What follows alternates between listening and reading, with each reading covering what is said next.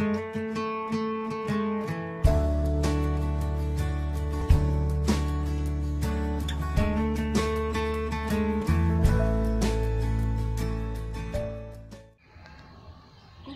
moi c'est Simone Pégué, communicatrice en relations publiques et coach. Je suis très heureuse de vous retrouver pour cette nouvelle vidéo. Merci à tous les internautes qui ont réagi favorablement à la précédente vidéo. Merci pour vos likes, merci pour vos commentaires et surtout les suggestions et remarques que vous avez apportées à la précédente vidéo. Que le Seigneur vous bénisse. Merci infiniment. Ok, aujourd'hui nous allons parler de la destinée, la découverte de la destinée. Nous n'allons pas nous éloigner du sujet de la semaine dernière. Comme je vous disais la semaine dernière, ta destinée peut être cachée dans ton passé. Nous avons dans la Bible l'exemple de Moïse. Moïse avait grandi dans la maison de Pharaon, comme le fils de la fille de Pharaon. Maintenant, il s'est avéré que il n'acceptait pas, il n'était pas d'accord avec la façon dont les Égyptiens traitaient les Israélites. Et il est allé loin jusqu'à tuer un Égyptien.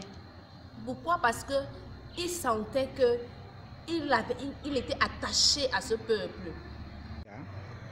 Plus tard, il va rencontrer le Seigneur qui va lui demander d'aller délivrer le peuple d'Israël. Pourquoi? Tout simplement parce qu'il était attaché à ce peuple et sa destinée était cachée dans son histoire. Donc, ta destinée effectivement peut être cachée dans ton passé, mais ta destinée peut aussi être cachée dans ton futur. Nous avons l'exemple de Joseph dans la Bible. Joseph devait résoudre un problème dans le futur, le problème de famine, aider sa famille à surmonter la famine. Mais tout de suite, il n'a pas vu ça. Le Seigneur lui a dit que tu vas régner sur tes frères et tout, mais il ne savait pas comment ça allait se faire. Mais dans le futur, il a compris pourquoi le Seigneur, à quoi le Seigneur l'appelait exactement, pourquoi le Seigneur voulait qu'il règne sur ses frères et tout. Donc, la destinée peut être cachée dans le passé ou dans le futur. Mais tu as répertorié cela, tu sais que le Seigneur peut soit te faire résoudre un problème que tu as vécu, soit un problème à venir que tu ne connais pas encore. J'aimerais que pour découvrir ta destinée, que tu rentres dans l'intimité avec Dieu. Il y a certainement certaines personnes qui connaissent déjà ce que le Seigneur attend d'eux, mais d'autres ne connaissent pas encore. Toi qui ne connais pas encore ce que le Seigneur attend de toi, quel est le projet que Dieu a formé pour toi, rentre dans l'intimité avec Dieu. Si tu entres dans l'intimité avec Dieu, Dieu ne va pas te cacher sa pensée. Parce que c'est dans l'intimité en fait avec Dieu que Dieu nous révèle sa pensée. J'ai l'exemple d'Abraham dans la Bible où Dieu dit que cacherai-je à mon serviteur Abraham ce que je suis sur le point de faire lorsqu'il devait détruire Sodome et Gomorrhe. Donc si tu as une intimité avec Dieu, Dieu ne va pas te cacher son projet pour toi. Maintenant, pour entrer dans l'intimité avec Dieu, toi qui n'as pas encore fait la rencontre avec Jésus, toi qui n'as pas encore fait le pas, toi qui n'as pas encore accepté Jésus, tu ne peux pas encore parler d'intimité avec Dieu. Tu dois d'abord commencer par accepter Jésus dans ta vie comme Seigneur et Sauveur. L'apôtre Paul disait que ce n'est plus moi qui vis, c'est Christ qui vit en moi. Ça veut dire que ce n'est plus toi qui contrôle ta vie. Ce n'est plus toi qui décides que je dois aller en boîte, je dois aller ceci, je dois faire ceci, ma copine est montée, ma copine est descendue. Tu dois laisser Dieu diriger ta vie. Tu dois pratiquer la parole de Dieu, marcher selon les principes de Dieu.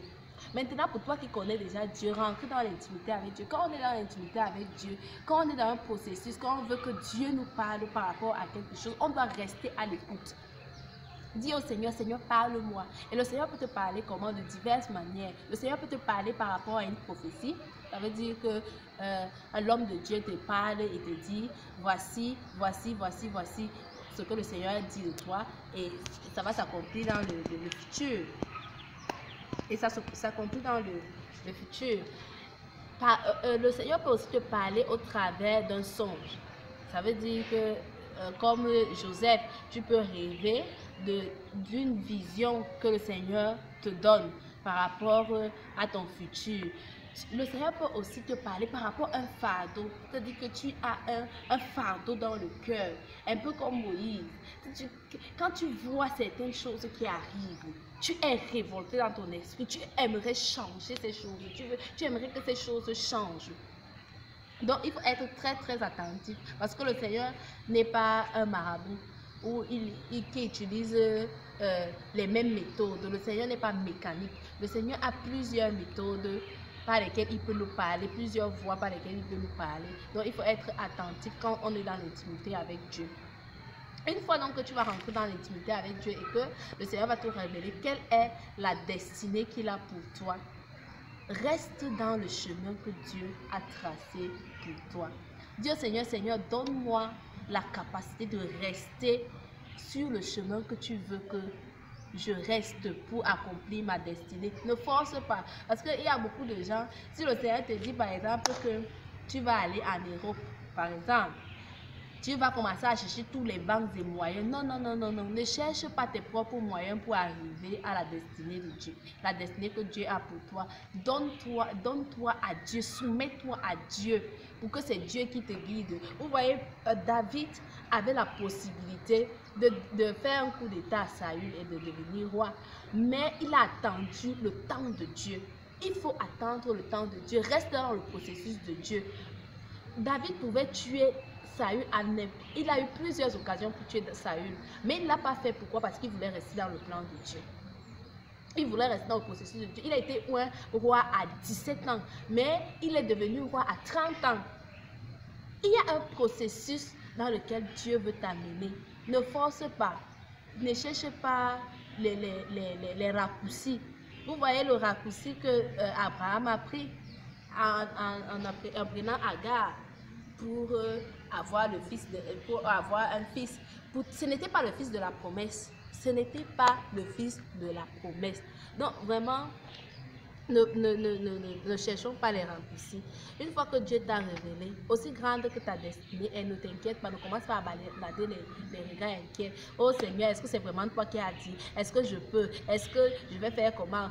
Quand je regarde ma situation, si là, ça ne peut pas. Oh ceci, cela. Non. C'est à Dieu qui a le projet de ta vie, qui va décider de comment ça va se passer. Ça relève de son mystère en fait.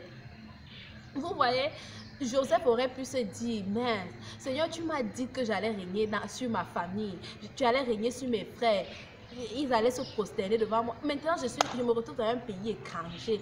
Qu'est-ce que je vais régner sur eux comment? Il aurait pu se compromettre, hein, parce que Potiphar lui avait donné la gestion de tous ses biens et il aurait pu se compromettre avec la femme de Potiphar pour dire que bon, il faut que là je devienne grand et que je rentre dans mon pays, que je montre à mes frères que je suis arrivé en fait. Mais non, il a fait confiance à celui qui lui avait donné la promesse parce que c'est Dieu qui connaît le moment, l'endroit et le temps. Ce n'est pas à nous. Donc je voudrais t'encourager, toi qui me regardes, à ne pas créer des raccourcis. Une fois que tu as découvert, certainement tu as découvert ta destinée ou bien le Seigneur va te faire grâce de découvrir ta destinée. Vraiment, ne cherche pas le raccourci. S'il te plaît, mon frère, ne cherche pas le raccourci. Fais confiance au Seigneur Jésus. Je prie que le Seigneur Jésus se révèle à quelqu'un pendant que je finis cette vidéo. Que le Seigneur Jésus se révèle à quelqu'un. Toi qui veux découvrir ta destinée, que le Seigneur te donne la capacité de découvrir ta destinée. Quelle est ta destinée? C'est très important. Quand on marche sans savoir où on va là, c'est très compliqué. Que le Seigneur te révèle à toi, qui t'ouvre l'entendement afin que tu découvres quelle est ta destinée et que tu entres dans le processus de Dieu. Et je voudrais que nous restions concentrés sur le thème qui était découvrir sa destinée.